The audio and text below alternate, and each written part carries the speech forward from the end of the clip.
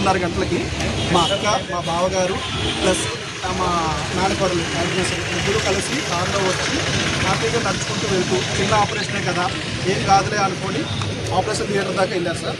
Operation థియేటర్కి ముందు blood టెస్టులు, గుండెకి సంబంధించిన టెస్టులు, అలాగే ఎన్ఎస్టీసీ ఫిట్ పిఎస్సీ అంతా సార్ ఇవన్నీ ఫిట్ చేసి ఈ అమ్మాయి ఆపరేషన్ ఎలిజిబుల్ అనేది చేస్తారు.